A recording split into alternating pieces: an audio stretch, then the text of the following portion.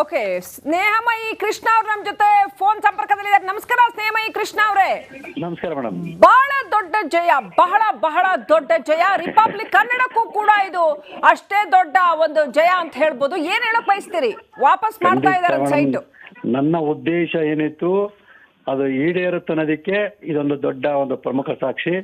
So ನನ್ನ ಉದ್ದೇಶನ ಅಷ್ಟೇ, ಎಲ್ಲರೂ ಜೈಲಿಗೆ ಕಳಿಸ್ಬೇಕು ಅನ್ನೋದಲ್ಲ. ಏನು ಅಕ್ರಮ ನಿವೇಶನ ಪಡೆದ್ರು ವಾಪಸ್ ಪ್ರಾಧಿಕಾರಕ್ಕೆ ಬರಬೇಕು. ಆ ನಿವೇಶನಗಳು ನಿಜವಾದ ಅರ್ಹ ಫಲಾನುಭವಿಗಳು ಸೇರ್ಬೇಕು ಅನ್ನೋದು.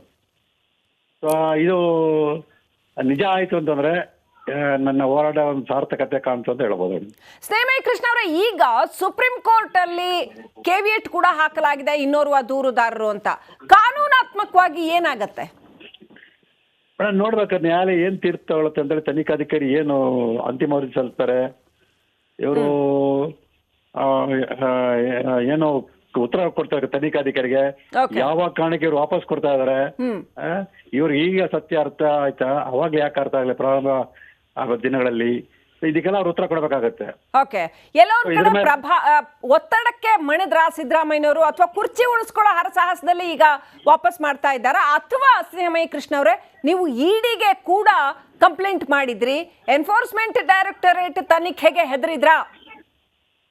ಮೇಡಮ್, ಅವ್ರು ಯಾವ ಕಾರಣಕ್ಕೆ ಕೋರ್ಟ್ ಇದು ಮಾಡ್ತಾರೆ ಅನ್ನೋದು ಅವರೇ ಹೇಳ್ಬೇಕು. ಯಾಕೆ ನಾನು ಅದು ಹೇಳಕ್ಕೆ ಸಾಧ್ಯ ಆಗಲ್ಲ. ಆದ್ರೆ ಒಟ್ಟಿನಲ್ಲಿ ನನ್ನ ಹೋರಾಟಕ್ಕೆ ಏನು ಉದ್ದೇಶ ಆಯ್ತು, ಸೊ ಅದು ಈಡೇರಿಕೆಗೆ ಇದೊಂದು ಮುನ್ನಡಿ ಅಂತ ಹೇಳ್ಬೋದು. ಒಂದು ಬಹಳ ಇಂಪಾರ್ಟೆಂಟ್ ಆದಂತ ಪ್ರಶ್ನೆ ಇತ್ತು ಸ್ನೇಹಮಯಿ ಕೃಷ್ಣ ಅವರೇ. ಎನ್ಫೋರ್ಸ್ಮೆಂಟ್ ಡೈರೆಕ್ಟರೇಟ್ಗೆ ದೂರು ಕೊಟ್ಟಾಗ ಅಲ್ಲಿ ಮನಿ ಲ್ಯಾಂಡ್ರಿಂಗ್ ಆಕ್ಟ್ ಅಡಿಯಲ್ಲಿ ಏನಾದ್ರೂ ಬರತ್ತಾ? ಆ ತರದ ದಾಖಲೆಗಳು ನಿಮ್ಮ ಹತ್ರ ಇದೆಯಾ? ಮೇಡಮ್, ಖಂಡಿತವಾದ ಮೇಡಮ್. ಈಗ ಸಾವಿರಾರು ಕೋಟಿಗಳ ಅವ್ಯವಹಾರ ನಡೆದ ಜಿಲ್ಲಾಧಿಕಾರಿನೇ ಬರೆದಿದ್ದಾರೆ ಸರ್ಕಾರಿ ಪತ್ರ. ಮೈಸೂರು ಜಿಲ್ಲಾಧಿಕಾರಿ ಏನಿದ್ರು ಅವರೇ ಸರ್ಕಾರಿ ಪತ್ರ ಬರೆದಿದ್ದಾರೆ. 50-50 ಅನುಪಾತ ನಿವೇಶನದ ವಿಚಾರದಲ್ಲಿ ಸಾವಿರಾರು ಕೋಟಿಗಳ ಅಕ್ರಮ ವ್ಯವಹಾರ ನಡೆದಿದೆ ಅಂತೇಳಿ ಬರೆದಿದ್ದಾರೆ. ಸೊ ಆ ದಾಖಲಾತಿನ ಇಟ್ಕೊಂಡೆ ನಾವು ಇಡಿಗೆ ಅರ್ಜಿ ಕೊಟ್ಟಿರುವಂಥದ್ದು. ಓಕೆ, ಸೊ ಆ ದಾಖಲಾತಿಗಳನ್ನ ಈಗ ಹಾಗಾದ್ರೆ ಏನ್ ಮಾಡ್ತೀರಾ? ಈಗ ಇವ್ರು ವಾಪಸ್ ಕೊಟ್ಟಾಗಿದೆ ಅಲ್ಲ, ವಾಪಸ್ ಕೊಟ್ಟಿದ ತಕ್ಷಣ ಅದು ಸಂಪೂರ್ಣವಾಗಿ ಅವರ ಅಪರಾಧ ನಡೆದಿಲ್ಲ ಅಂತ ಹೇಳಕ್ಕಾಗಲ್ಲ. ಈಗ ಅವರೇ ಒಪ್ಕೊಂಡಾಗಾಯ್ತು, ಏನು ನಾನು ಆರೋಪ ಮಾಡಿದೆ ಅದು ನಿಜ ಅಂತೇಳಿ ಈಗ ಅವರೇ ಒಪ್ಕೊಂಡಾಯ್ತು. ಇದ್ರ ಬಗ್ಗೆ ನ್ಯಾಯಾಲಯ ಏನ್ ತೀರ್ಪು ಕೊಡುತ್ತೆ ನೋಡ್ಬೇಕಲ್ಲ. ಈಗ ನ್ಯಾಯಾಲಯ ತೀರ್ಪು ಕೊಟ್ಟಾಲೇ ಗೊತ್ತಾಗತ್ತೆ ಏನಂತೇಳಿ. ಅಂದ್ರೆ ಈಗ ನೀವು ಸರ್ವೋಚ್ಚ ನ್ಯಾಯಾಲಯದ ಮೆಟ್ಲು ಕೂಡ ಹತ್ತೀರಾ ಅಂತ ಮುಂದೆ? ಅಲ್ಲ, ಈಗ ಅದು ಅವಶ್ಯಕತೆ ಕಾರಣ ಬರಲ್ಲ ಆಗ್ತದೆ. ಈಗ ಅವರೇ ಒಪ್ಕೊಂಡ್ಮೇಲೆ ಈಗ ನಾವು ಅಕ್ರಮವಾಗಿ ನಿವೇಶನ ಪಡೆದ್ರೆ ನಿಜ ಅಂತೇಳಿ ವಾಪಸ್ ಕೊಡಕ್ಕೆ ಅವ್ರು ಒಪ್ಕೊಂಡ್ಮೇಲೆ ನನ್ನ ಆರೋಪ ನಿಜ ಅಂತೇಳಿ ಮತ್ತೆ ಸುಪ್ರೀಂ ಕೋರ್ಟ್ ವಿಚಾರ ಬರೋದಲ್ಲ. ಈಗ ಇವರೇ ಒಪ್ಕೊಂಡ್ಮೇಲೆ ಬಾಕಿ ಏನು 50-50 ನಿವೇಶನಗಳು ವಾಪಸ್ ಪಡೆದಿದ್ದಾರೆ ಅವರೆಲ್ಲರೂ ಕೂಡ ಈಗ ವಾಪಸ್ ಕೊಡಬೇಕಾಗುತ್ತೆ. ಅದರ ತನಿಖೆ ಪ್ರಕ್ರಿಯೆ ಬಹುಶಃ ಆದಷ್ಟು ಬೇಗ ಮುಗಿಯುತ್ತೆ ಅನ್ಸುತ್ತೆ. ಓಕೆ ಓಕೆ, ಒಂದು ಬಹುದೊಡ್ಡ ಹೋರಾಟಕ್ಕೆ ಸಂದ ಜಯ ಅಂತ ಹೇಳ್ಬೋದಾ ಕೃಷ್ಣ ಅವರೇ? ಖಂಡಿತವಾಗ್ಲೂ ಮೇಡಮ್. ರಾಜ್ಯದ ಜನತೆ ಇದನ್ನ ಗಮನಿಸಬೇಕು. ಜನಸಾಮಾನ್ಯ ಸೇರ್ಬೇಕಂತ ಸ್ವತ್ತುಗಳನ್ನ ರಾಜಕಾರಣಿಗಳು ಹೇಗೆ ಪಡ್ಕೊಳ್ತಾರೆ, ಒಬ್ಬ ಈ ದೇಶ ಪ್ರಜೆ ಹೋರಾಟ ಮಾಡಿದ್ರೆ ಹೇಗೆ ವಾಪಸ್ ತರಿಸಬಹುದು ಅನ್ನೋದನ್ನ ಇದೊಂದು ದೊಡ್ಡ ಒಂದು ಉದಾಹರಣೆ ಅಂತ ಹೇಳ್ಬೋದು. ಮಾಧ್ಯಮಗಳು ಕೂಡ ನಾಳೆ ಈ ಸಂವಿಧಾನದ 4ನೇ ಅಂಗ ಅಂತ ಏನ್ ಹೇಳ್ತೀವಿ, ಪತ್ರಿಕೋದ್ಯಮ ಕೂಡ ಇಂಥ ಹೋರಾಟಗಳಿಗೆ ಬೆಂಬಲ ನಿಂತ್ಕೊಂಡ್ರೆ ಯಾವ ನಿಟ್ಟಿನ ಜಯ ಸಿಗುತ್ತೆ ಅನ್ನೋದಕ್ಕೆ ಅದೊಂದು ಉದಾಹರಣೆ. ರೈಟ್. ಥ್ಯಾಂಕ್ ಯು ಸ್ನೇಹಮಯಿ ಕೃಷ್ಣ ಅವರು ರಿಪಬ್ಲಿಕ್ ಕನ್ನಡಕ್ಕೆ ಮಾತನಾಡಿದಕ್ಕೆ. ಹಾಗೆ ನಮ್ಮ ಜೊತೆ ಜಯಪ್ರಕಾಶ್ ಶೆಟ್ಟಿ ಇದ್ದಾರೆ, ಇನ್ನಷ್ಟು ಮಾಹಿತಿ ಕೊಡ್ತಾರೆ. Over to you Jayaprakash Shetty. Okay, Snehamayi Krishna ಅವರು ನಮ್ಮ ಜೊತೆ ಫೋನ್ ಸಂಪರ್ಕದಲ್ಲಿದ್ದಾರೆ. ನಮಸ್ಕಾರ ಸ್ನೇಹಮಯಿ ಕೃಷ್ಣ ಅವರೇ. ನಮಸ್ಕಾರ ಮೇಡಮ್. ಬಹಳ ದೊಡ್ಡ ಜಯ, ಬಹಳ ದೊಡ್ಡ ಜಯ. ರಿಪಬ್ಲಿಕ್ ಕನ್ನಡಕ್ಕೂ ಕೂಡ ಇದು ಅಷ್ಟೇ ದೊಡ್ಡ ಒಂದು ಜಯ ಅಂತ ಹೇಳ್ಬೋದು. ಏನ್ ಹೇಳಕ್ ಬಯಸ್ತೀರಿ? ವಾಪಸ್ ಮಾಡ್ತಾ ಇದ್ದಾರೆ ಸೈಟ್.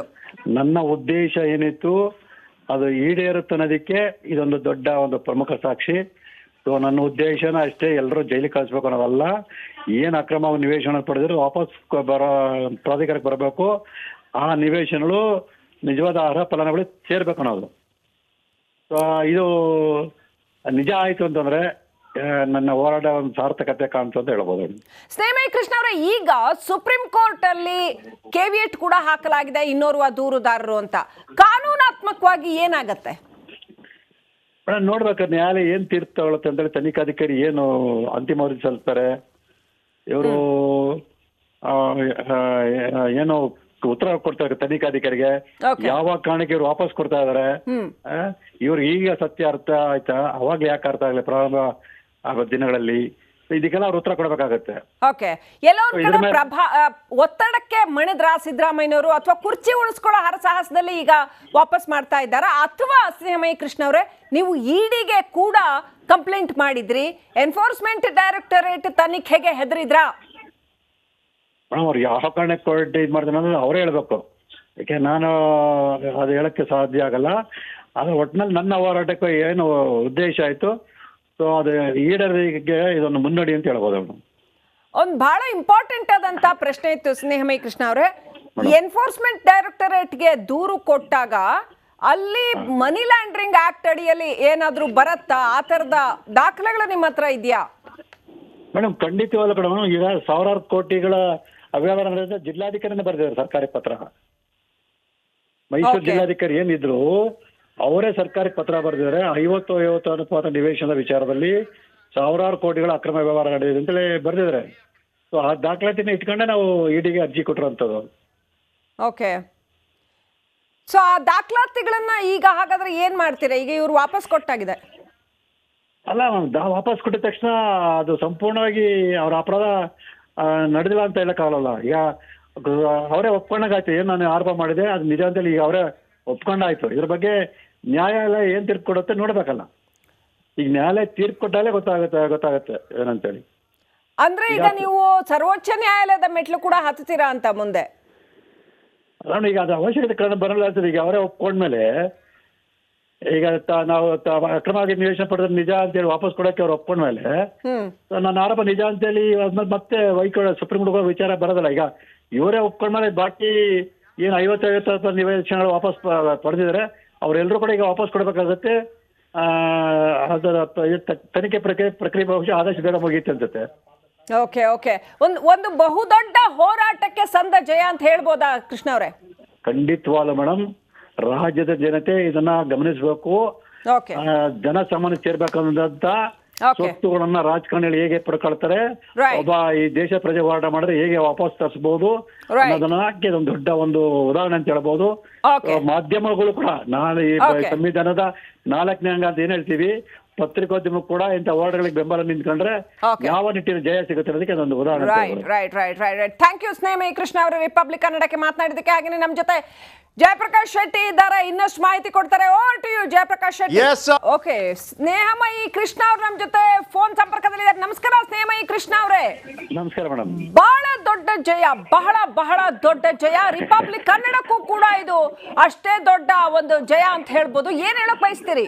ವಾಪಸ್ ಮಾಡ್ತಾ ಇದ್ದಾರೆ ಸೈಟ್. ನನ್ನ ಉದ್ದೇಶ ಏನಿತ್ತು ಅದು ಈಡೇರುತ್ತೆ ಅನ್ನೋದಕ್ಕೆ ಇದೊಂದು ದೊಡ್ಡ ಒಂದು ಪ್ರಮುಖ ಸಾಕ್ಷಿ. ಸೊ ನನ್ನ ಉದ್ದೇಶನ ಅಷ್ಟೇ, ಎಲ್ಲರೂ ಜೈಲಿಗೆ ಕಳಿಸ್ಬೇಕು ಅನ್ನೋದಲ್ಲ. ಏನು ಅಕ್ರಮ ನಿವೇಶನ ಪಡೆದ್ರು ವಾಪಸ್ ಪ್ರಾಧಿಕಾರಕ್ಕೆ ಬರಬೇಕು. ಆ ನಿವೇಶನಗಳು ನಿಜವಾದ ಅರ್ಹ ಫಲಾನುಭವಿಗಳಿಗೆ ಸೇರ್ಬೇಕು ಅನ್ನೋದು. ಸೊ ಇದು ನಿಜ ಆಯ್ತು ಅಂತಂದ್ರೆ ನನ್ನ ಹೋರಾಟ ಒಂದು ಸಾರ್ಥಕತೆ ಕಾಣ್ತು ಅಂತ ಹೇಳ್ಬೋದು. ಸ್ನೇಹಮಯಿ ಕೃಷ್ಣ ಅವರೇ, ಈಗ ಸುಪ್ರೀಂ ಕೋರ್ಟ್ ಅಲ್ಲಿ ಕೆವಿಯಟ್ ಕೂಡ ಹಾಕಲಾಗಿದೆ ಇನ್ನೋರ್ವ ದೂರುದಾರರು ಅಂತ. ಕಾನೂನಾತ್ಮಕವಾಗಿ ಏನಾಗತ್ತೆ ನೋಡ್ಬೇಕಾದ್ರೆ ನ್ಯಾಯಾಲಯ ಏನ್ ತೀರ್ಪು ತಗೊಳುತ್ತೆ ಅಂತೇಳಿ ತನಿಖಾಧಿಕಾರಿ ಏನು ಅಂತಿಮ ವರದಿ ಸಲ್ಲಿಸ್ತಾರೆ.